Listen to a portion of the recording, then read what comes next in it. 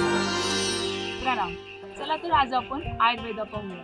मला आज आयपीडी मध्ये एक टायफॉइडची केस मिळाली होती, पण त्या पेशंटला बाकीच्याही कंप्लेंट्स होत्या, जसे की तळपाय आणि तळहातांची आग होणे, त्यांना भेगा पडणे, ते कोरडे पडणे. तर मी त्यांना त्यावेळेस सजेस्ट केलं शतधौत घृत. शत मीन्स 100, धौत मीन्स टू ऑल, घृत मीन्स घी. तर ही प्रोसेससाठी खूप सारं डिवोशन आणि पेशन्स लागणार आहे, कारण ही प्रोसेस होण्यासाठी 5 ते 6 तास लागतात. तर मग मी हे चॅलेंज घेतलं आणि लेट्स गो. तर सर्वप्रथम आपण तूप घ्यायचे, जे की शुद्ध तूप हवंय, म्हणजे घरी बनवलेलं हवंय. जर मार्केटमधील तूप घेतलं त्याचे परिणाम, आपण जे कॉपर वेसल घेणार आहे ते स्वच्छ हवंय, त्याला कोणत्याही लेअर्स नकोय, कारण आपण जे शतधौत ग्रुप तयार करणार आहोत ते 7 लेअर्स डीप पेनिट्रेट होणार आहे. जर ते स्वच्छ नसेल तर स्किन मध्ये ते डीप पेनिट्रेट होणार नाही. तांब्याच्या भांड्यामध्ये आपले जे स्किनचे प्रॉपर्टीज आहेत, जसे की कॉलेजिन, इलॅस्टिन, यांच्यामुळे आपली स्किन युथफुल स्किन दिसते.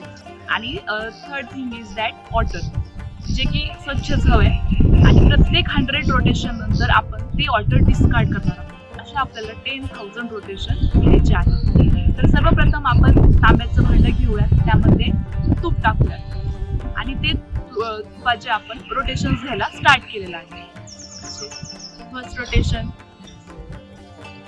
फर्स्ट रोटेशन नंतर आपण ते वॉटर डिस्कार्ड करतोय. प्रत्येक 100 अशा आपलं जेव्हा 100वा रोटेशन असेल तोपर्यंत आपल्याला पाणी डिस्कार्ड करत राहायचं. 10वं रोटेशन, 30वं रोटेशन,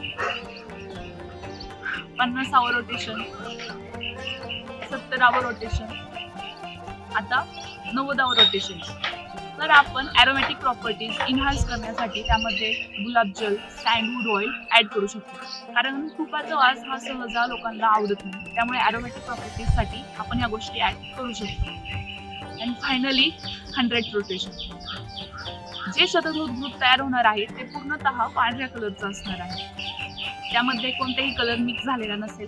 जर तुम्हाला कलर हवा असेल तर तुम्ही केसर टाकून ती प्रॉपर्टी वाढवू शकता.